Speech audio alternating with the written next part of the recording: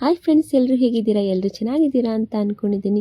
Friends, ನಾನಿವತ್ತು ಒಂದು ಖಾರ ರೆಸಿಪಿನ ಮಾಡ್ತಾಯಿದ್ದೀನಿ. ಇದು ಒಂದು ಖಾರ ಇದ್ದರೆ ಸಾಕು, ಎಲ್ಲ ಅಡುಗೆಗೂ ನಾವು ಉಪಯೋಗಿಸ್ಕೊಳ್ಬೋದು. ನೋಡ್ತಾ ಇದ್ದಿಲ್ಲ, ಇದೊಂದು ನಾವು ಮನೆಯಲ್ಲಿ ನಾವು ಮಾಡಿಟ್ಕೊಂಡ್ರೆ ತುಂಬಾ ನಮಗೆ ಉಪಯೋಗ ಆಗುತ್ತೆ. ಎಲ್ಲ ಅಡುಗೆಗೂ ನಾವು ಬಳಸ್ಕೊಳ್ಬೋದು. ಉತ್ತರ ಕರ್ನಾಟಕದಲ್ಲಿ ಎಲ್ಲ ಮನೆಗಳಲ್ಲೂ ಈ ರೀತಿಯಾಗಿ ನಾವು ಖಾರನ ಮಾಡಿಟ್ಕೊಂಡಿರ್ತೀವಿ. ತುಂಬಾ ಯೂಸ್ ಆಗುತ್ತೆ. ಇದು ನಾವು ಎದ್ದ ತಕ್ಷಣ ನಾವು ಪಲ್ಯಗಳೇ ಮಾಡಬೇಕಲ್ವ ಉತ್ತರ ಕರ್ನಾಟಕದಲ್ಲಿ.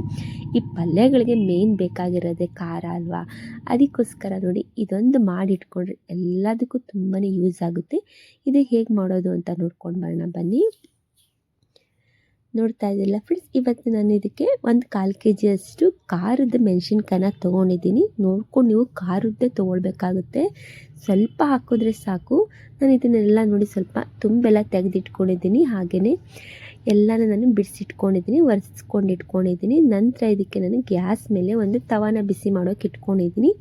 ಇದನ್ನು ನೋಡಿ ಅರ್ಧ ನಾನು ಕಟ್ ಮಾಡಿ ಇಟ್ಕೊಂಡಿದ್ದೀನಿ, ಬಿಸಿ ಮಾಡ್ಕೊಳ್ತಾ ಇದ್ದೀನಿ. ಅಂದರೆ ಇದು ನಾವು ಬಿಸಿ ಮಾಡ್ಕೊಳ್ಬೇಕಾಗುತ್ತೆ. ಇದು ಅರ್ಧ ಯಾಕೆ ಕಟ್ ಮಾಡ್ಕೊಳ್ಬೇಕು ಅಂತಂದ್ರೆ, ಪೂರ್ತಿಯಾಗಿ ನಾವು ಹಾಗೆಯೇ ಇಟ್ಕೊಂಡು ನಾವು ಬಿಸಿ ಮಾಡಿಕೊಂಡ್ರೆ ಅದೆಲ್ಲ ನಮಗೆ ಟಪ ಟಪ ಸಿಡಿಯುತ್ತೆ. ಅದಕ್ಕೋಸ್ಕರ ಸ್ವಲ್ಪ ನಾವು ಅರ್ಧ ಕಟ್ ಮಾಡಿಕೊಂಡೆ ನಾವು ಇದನ್ನು ಹಸಿಮೆಣ್ಸಿನ್ಕಾಯಿನ ಬಿಸಿ ಮಾಡ್ಕೊಳ್ಬೇಕಾಗುತ್ತೆ. ಈ ರೀತಿಯಾಗಿ ನಾವು ಖಾರ ಮಾಡ್ಕೊಳ್ಬೇಕಾದ್ರೆ ಇದೇ ರೀತಿಯಾಗಿ ನಾವು ಫ್ರೈ ಮಾಡ್ಕೊಳ್ಬೇಕಾಗುತ್ತೆ. ಇದು ನೋಡಿ, ಈ ರೀತಿಯಾಗಿ ನಾನು ಫ್ರೈ ಮಾಡ್ಕೊಳ್ತಾ ಇದ್ದೀನಿ.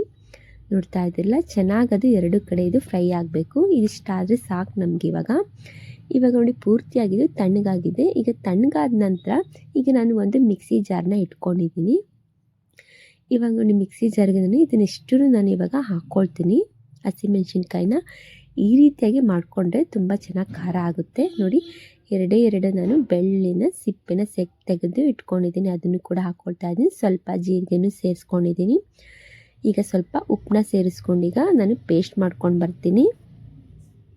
ನೋಡಿ, ಈ ರೀತಿಯಾಗಿ ನಾನು ಸಿಂಪಲ್ಲಾಗಿ ನೋಡಿ ಈ ರೀತಿಯಾಗಿ ಒಂದು ಖಾರನ ಮಾಡ್ಕೊಂಡು ಬಂದಿದ್ದೀನಿ. ನೋಡ್ತಾ ಇದ್ದಿರಲ್ಲ, ಇದೊಂದು ಖಾರ ಮನೆಯಲ್ಲಿದ್ದರೆ ಎಲ್ಲ ಅಡುಗೆಗೂ ನಾವು ಉಪಯೋಗಿಸ್ಕೊಳ್ಬೋದು. ನೋಡಿದ್ರಲ್ಲ ಇವತ್ತಿನ ವಿಡಿಯೋದಲ್ಲಿ ಹಸಿಮೆಣ್ಸಿನ್ಕಾಯಿನ ಬಳಸ್ಕೊಂಡು ನಾವು ಯಾವ ರೀತಿಯಾಗಿ ಮನೆಯಲ್ಲಿ ನಾವು ಖಾರನ ಮಾಡ್ಕೊಳ್ಬೋದು ಅಂತ.